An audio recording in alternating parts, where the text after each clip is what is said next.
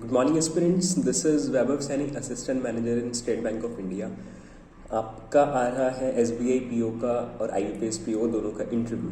तो देखो, सबसे इंपॉर्टेंट किसी इंटरव्यू का पार्ट रहता है, जैसे मैंने पहले बताया था, वो आपका हॉबीज़ वाला सेक्शन रहता है। अब हॉबीज़ पे इंटरव्यूअर्स इतना फोकस क्यों करते हैं, पहले आपको उसका रीज़न पता होना चाहिए। सपोज़ करो दो स्टूडेंट्स हैं, एक की हॉबी है रीडिंग करना और दूसरे की हॉबी है फ्रेंड्स के साथ खेलना कूदना कुछ भी करना। ठीक है, तो इस बेसिस पे ना वो जज करते हैं कि इसका बुक्स की तरफ मन है, ये ज़्यादा अटेंटिव होगा, ये ज़्यादा फोकस रख पाएगा काम पे।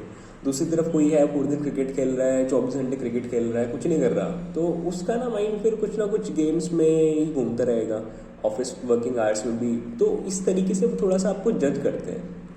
अब हॉबीज़ से आपके बारे में पता लगता है कि आपकी पर्सनैलिटी है कैसी, इन एक्चुअल आप किस तरीके के इंसान हैं, आपको क्या करना पसंद है।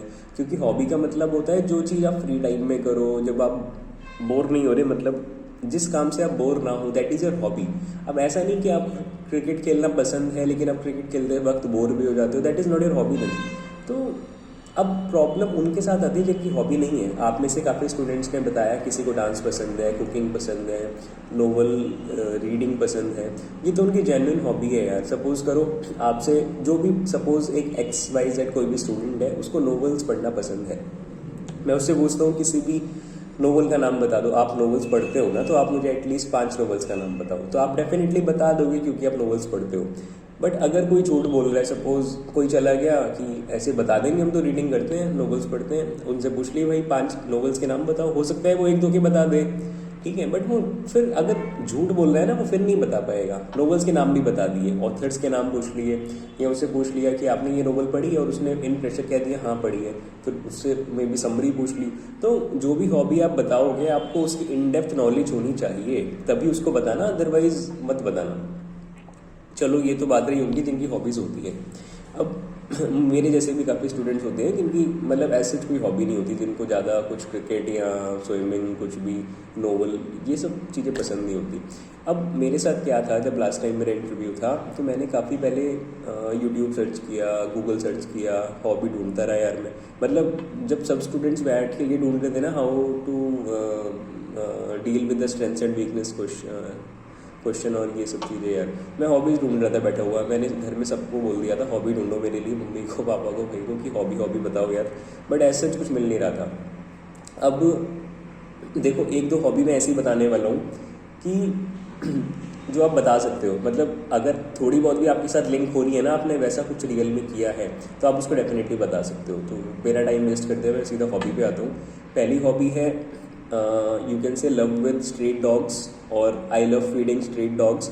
मुझे स्ट्रीट डॉग्स की टेक केयर करना, उनके पपीज़ को फीड करना जब वो बहुत छोटे होते हैं, उनको वैक्सीनेशन, उनको इंजेक्शंस लगवाना, अगर उनको चोट लग जाती है तो उनकी फिर टेक केयर करना, फर्स्ट एड करना। यार इससे फ़ायदा पता है क्या होता है? मेरे साथ तो रियल में था, मैं रियल में करता था, तो मुझे वो लास्ट में समझ में आया कि इसको मैं एज अ हॉबी बता सकता हूँ कि मुझे ये चीज़ करना पसंद है। क्योंकि फ्री टाइम में मैं पपीज़ के साथ खेलता था, उनकी टेक केयर करता था, ये सब चीज़ें करना मुझे पसंद थी। तो पता है इस पर क्रॉस क्वेश्चन पता है मुझसे क्या हुए थे? मैंने यही बताई थी तीनों इंटरव्यूज़ में, IBPS PO, RRB PO, SBI PO। Cross question मुझसे पता है क्या क्या हुआ? पहला क्वेश्चन कि आप उनके लिए क्या क्या करते हो? तो मैंने कहा सर मैं शेल्टर बना देता हूँ, अगर बारिश हो जाती है तो मैं उठा के उनको घर में ले आता हूँ, ठीक है। फिर उन्होंने कहा और क्या करते हो? तो मैंने कहा कि वहाँ पे नगर निगम की एक वैन आती है डॉग्स की, वो उनको वैक्सीन वगैरह लगा के जाती है, इंजेक्शंस लगाती है, या अगर उनको चोट लग गई है तो वो उसको फिर उसकी फर्स्ट एड भी करके जाते हैं, तो उनको फ़ोन करना पड़ता है। थर्ड, मैंने उनको कहा कि मैं डेली उनको फीड करता हूँ, मिल्क पिलाता हूँ, रोटी खिलाता हूँ, जो भी वो खाते हैं, बिस्किट्स खिलाता हूँ। फिर उन्होंने कहा कि विंटर्स में, तो मैंने कहा कि विंटर्स में वुडन क्लोथ्स भी उनको पहनाता हूँ, स्वेटर्स वगैरह उनको रैप कर देता हूँ इस तरीके से। तो पता है 5 पैनल मेंबर, ये मेरे साथ मोस्टली तीनों इंटरव्यूज़ में हुआ, 5 पैनल मेंबर्स में ना एक डॉग लवर ज़रूर आपको मिल जाएगा यार, क्योंकि डॉग लवर्स बहुत है अपने देश में, तो उससे थोड़े से मार्क्स इंक्रीज होने की पॉसिबिलिटी बनती है। तो ऐसी हॉबी है डॉग्स वाली कि इसमें आप पेट भी नहीं पाल रहे, अपने घर में किसी को बंद करके भी नहीं रख रहे ज़बरदस्ती रस्सी से बांध के, चेन से बांध के, आप स्ट्रीट डॉग्स की सेवा कर रहे हो। तो you can tell this as a hobby कि I love feeding street dogs in my free time. या मुझे टेक केयर करना पसंद है। बट ये वो ही लोग बताएं जिनको थोड़ा बहुत इसके मतलब जो ऐसा करते हैं।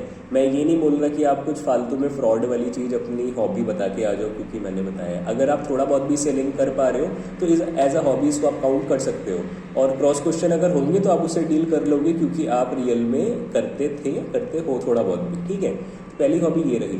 अब दूसरी हॉबी जो आप बता सकते हो, देखो अगर आप करंट अफेयर्स तो पढ़ते आ रहे हो, अगर आपको अपने पे कॉन्फिडेंस है ना कि मैं पिछले 5 6 7 महीने के करंट अफेयर्स मेरे माइंड में हैं अभी, तो आप दूसरी हॉबी ये बता सकते हो, I love interacting with my friends and I love discussing current affairs with them. इससे फ़ायदा क्या होगा पता है? फ़ायदा इसका ये होगा, जो भी अभी करंट में आपका हॉट न्यूज़ चल रही है ना, सपोज ये ओमिक्रॉन वाली चल रही है, तो डेफिनेटली आपसे एक तो पुराने करंट पूछने के बाद ना वो रीसेंट टॉपिक पे आ जाएगी कि रीसेंट चेक करते हैं। तो अब पता है होता क्या है, मेरे साथ भी हुआ था, आरआरबी पीओ में हुआ था। मैंने कहा I love discussing current affairs with my friends, as a hobby मैंने इसको बताया।